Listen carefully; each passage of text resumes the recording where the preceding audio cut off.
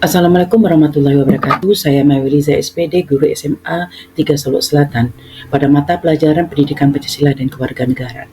Materi kita hari ini adalah Berpancasila dalam Kehidupan Global, fase F, kelas 12 semester 1. Tujuan pembelajaran kita hari ini adalah peserta didik mampu, pertama, menelaah kekuatan, kelemahan, penerapan Pancasila dalam kehidupan global. Yang kedua, menelaah peluang dan tantangan penerapan Pancasila dalam kehidupan global. Kata kunci dalam pematerian kita, materi kita hari ini adalah apa yang perlu kita syukuri dari kekuatan dan peluang bangsa dan negara Indonesia dalam berhubungan dengan kehidupan dunia semakin terhubungi. Kedua, apa yang membuat bangsa kita disegani oleh bangsa lain dalam hubungan internasional? Ingatkah Anda ketika Anda belajar di fase F kelas 11 bahwa Pancasila itu memiliki kedudukan sebagai dasar negara, pandangan hidup bangsa, dan ideologi negara.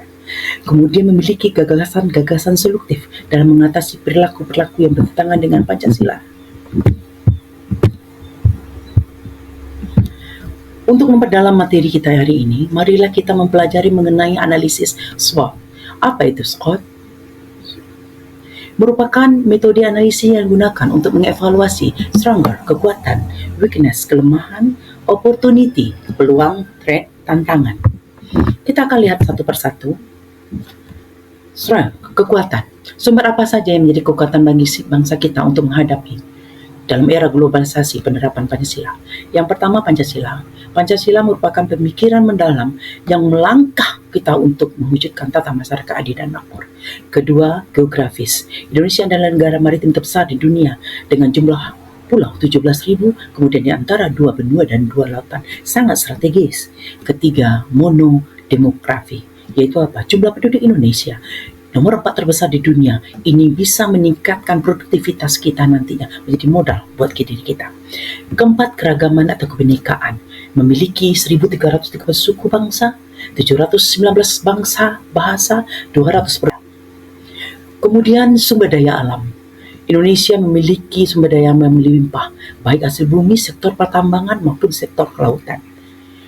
Keenam, kekuatan militer. Indonesia adalah nomor 17 terbaik di dunia yang sangat disegani oleh bangsa lain dan juga menempatkan diri sebagai salah satu pasukan perdamaian dunia. Kemudian weakness, kelemahan. Apa saja yang menjadi kekurangan kita sebagai seorang bangsa dalam penerapan Pancasila dalam kehidupan global? Yang pertama, sumber daya manusia yang rendah. Indeks kita sangat rendah dibandingkan atau masih sangat tertinggal dari wilayah-wilayah lainnya yang ada di Asia Tenggara. Karena itulah perlu peningkatan supaya kita siap ke depannya. Kedua, kesenjangan ekonomi. Pendapatan kita belum merata sesuai yang dikeluarkan oleh indeks Gini yang dikeluarkan oleh Bank Dunia. Kemudian ketiga, pembangunan tidak merata.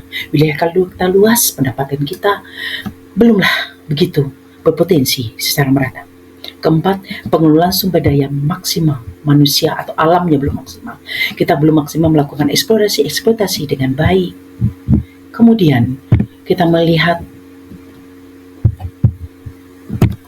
kawasan Asia Tenggara mencatatkan pertumbuhan ekonomi rata-rata 4,4% pada 2010 hingga 2022.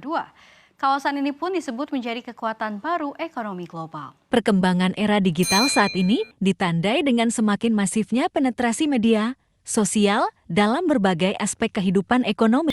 Kemudian sumber daya alam yang berlimpah dan keberagaman budaya menjadi daya tarik yang luar biasa. Ini peluang bagi bangsa Indonesia. Tahu negara kita Indonesia ini memiliki penduduk muslim 236 juta. Ini sebuah market besar, sebuah pasar besar, sebuah potensi besar yang harus kita pikirkan agar peluang yang ada ini tidak lepas ke negara yang lain.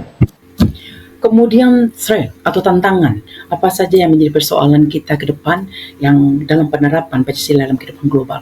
Pertama, menguatnya individualisme, yaitu apa? Sikap ego kita yang berlebihan yang mengarah kepada meremehkan orang lain. Ini harus dihilangkan karena ini akan merugikan kita sendiri. Kemudian kosmopolitanisme, yaitu paham yang mengecilkan keberadaan nasionalisme dan cinta tanah air, bahwa kita tetap harus menimbulkan cinta tanah air ini ke depannya. Kemudian yang keempat, fundamentalisme pasar. Kepentingan individu diutamakan dari kepentingan ekonomi. Ini bertentangan dengan Pancasila, khususnya sila 5. Radikalisme merubah tatanan masyarakat kita, kekerasan serta bermakna negatif. Hilangkan ini. Jangan lagi terjadi peristiwa bom Bali atau sebagai macamnya. Dan dari materi ini, kecakapan yang kita harapkan adalah pertama, literasi dasar, kemampuan menggunakan soft skill dalam kehidupan sehari-hari. Apa itu? Literasi membaca, literasi TIK, literasi emosional, literasi budaya dalam masyarakat kita. Kompetensi yang diharapkan, kemampuan menyelesaikan masalah yang kompleks. Apa itu? Berpikir kritis, kreatif, komunikatif, kolaboratif. Kemudian karakter yang diharapkan menghadapi perubahan ini. Ingin tahu kita, inisiatif kita, adaptasi kita, kepemimpinan, kepekaan sosial, dan budaya kita. Dan dari materi, kita akan mencoba menganalisa beberapa pertanyaan. Dari analisis SWOT ini, apa yang menjadi keunggulan Indonesia? Apa alasan tersembunyi kenapa Indonesia susah maju? Dan bagaimana cara merawat ideologi Pancasila ini dalam tantangan globalisasi ke depan?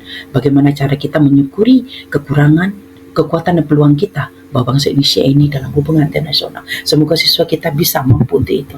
Nah, dari materi yang kita paparkan itu, mari kita ambil suatu kesimpulan bahwa apa? Analisis SWOT merupakan salah satu analisis mengevaluasi kesiapan kita dalam era globalisasi dimiliki yang tetap berpegang pada nilai Pancasila. Sebagai warga negara, kita menjunjung tinggi nilai Pancasila, tidak lepas dari peran kita sebagai dunia. Kenapa? Karena kita mampu bersaing dalam kawasan global dan membekali diri dengan kecakapan yang kita butuhkan. Mungkin hanya itu pemateri paparan kita hari ini. Semoga bermanfaat. Terima kasih. Assalamualaikum warahmatullahi wabarakatuh.